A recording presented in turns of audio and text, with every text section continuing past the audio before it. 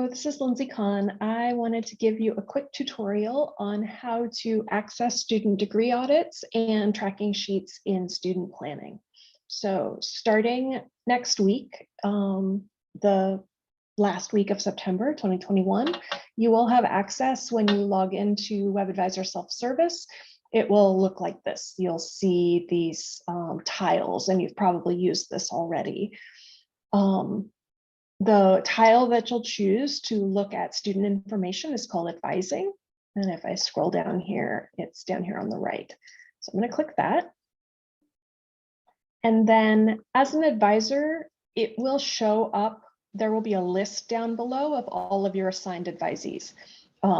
I am using my own account as an example, and I'm not assigned to any students as their primary advisor. So nothing's showing up for me. So I'm going to have to search.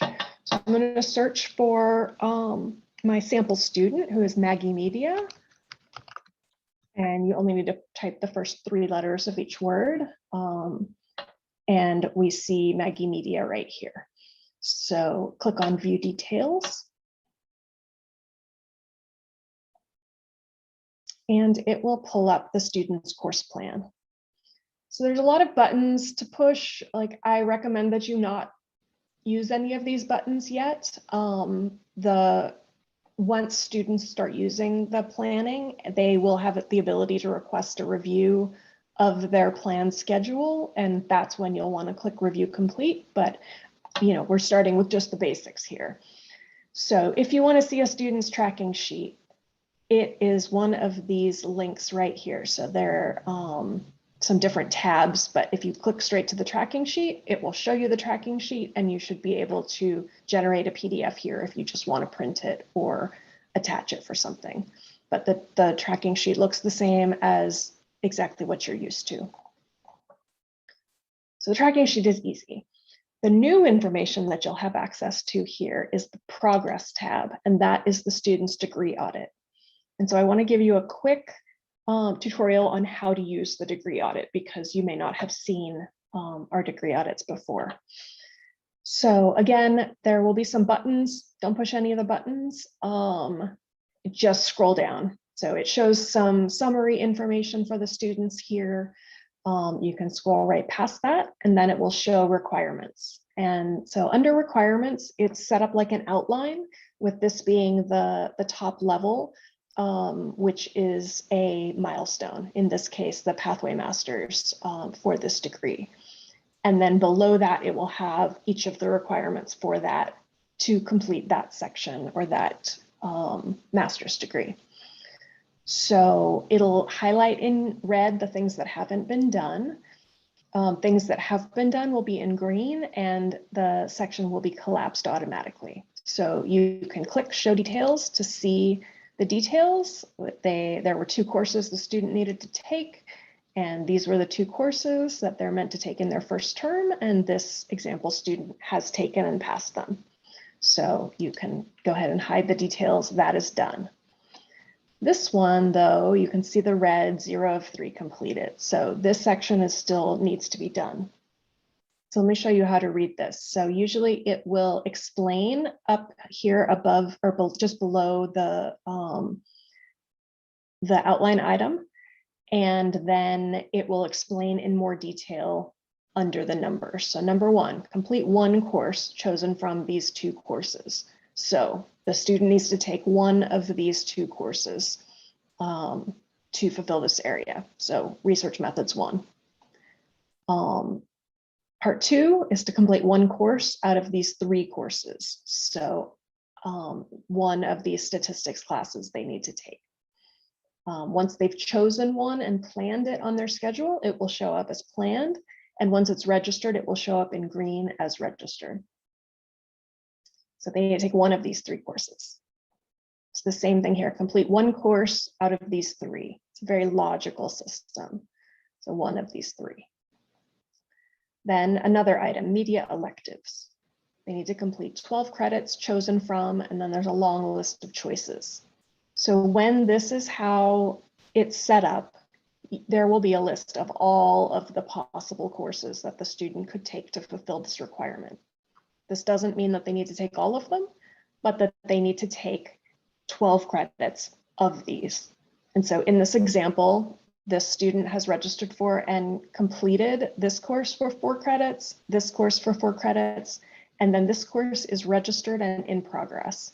So once this course is graded, they will have fulfilled the 12 credits that they need to do in this section, and this section will be collapsed. Same with this section, it says complete 4 credits or 160 hours of Sci 585. And so if you see here, the student is registered in 1 credit in the summer, 1 credit in the fall, and so we'll obviously need to register for 2 more credits to fulfill the 4 credit requirement. Then this is a new milestone, electives. Choose 12 credits chosen from, and then all of the possible courses. There will be a very long list of possible courses here, so it's the same thing. They just need to do 12 credits from this. The student has completed 4 credits here, 4 credits here, and then has this course in progress. And so that will fulfill the 12 credit requirement. So you can scroll down through this very long list of possible electives to get to the next milestone. And that is core electives. So they need to take 12 credits from these choices.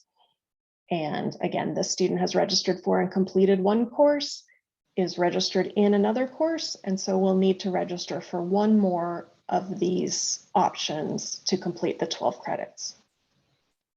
All of the degree audits for the different programs are set up in the same way. They're very logical, but they can get some getting used to figure out. One thing that I tell students to just ignore is this credit progression. Every program, every doctoral program has this, but you can ignore it. They just need to get 55 credits done to qualify for advancement to candidacy, but they always have that in required courses. So we just don't need to worry about this section at all. Go ahead and hide it. Then this program has a qualifying exam and dissertation proposal to earn advancement to candidacy. So the qualifying exam, you'll see here, the student has not registered for it yet. And then dissertation proposal, the student can't self-register for that. So it's not going to show up here as an option to register. But once the student completes the proposal and gets it approved, the dissertation office will post that it was completed here. And then again, some more electives. So this will tell you that 4 of the 12 credits are completed, and you'll get another long list of possible courses that the student could take. It's going to list everything. You can tell your students to stick to courses in their program, whatever your preference is or what makes sense for that student. Again, long list here. Now, programs that aren't clinical all have these shared concentrations. And so the system doesn't know if someone's going to do this concentration, so it shows all of them as an option. If you know the student is not pursuing the concentration, you can go ahead and click hide details for each of these concentrations. So they'll all be listed, but you don't need to worry about them unless you know the student is doing that concentration. So another concentration, another concentration, concentration, concentration, concentration. And so all of the SLS and non-clinical programs will have all of these concentrations that you just need to skip through. And then the final, usually the final milestone is stop tuition. And so this will show they need to take 4 credits of Sci 628 and 1 additional elective. So again, it will show 628, the student has done 2.5 credits of the 4 credits required. So they'll just need to register for another 1.5 credits. And then the final 4 credits that can be any of these courses. And again, it's going to be a long list to scroll through, but they have not completed this. And if you don't want to scroll through the whole list, just click hide details and it will collapse that section. 4 credits of research practicum, final oral review, final draft for proofreading. Again, the courses the student can register for are here. The dissertation courses they can't register for, so they won't show up here until they're completed. And similarly with the final copies uploaded to ProQuest, that will show up there once once that is completed. The registrar's office will take care of that. So that is the end of this degree audit.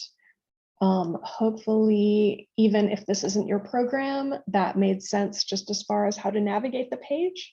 And then I'm going to invite each of the graduate program advisors for the specific program to do a presentation for you to explain the nuances of your program's degree audits. I hope this was helpful. Thank you.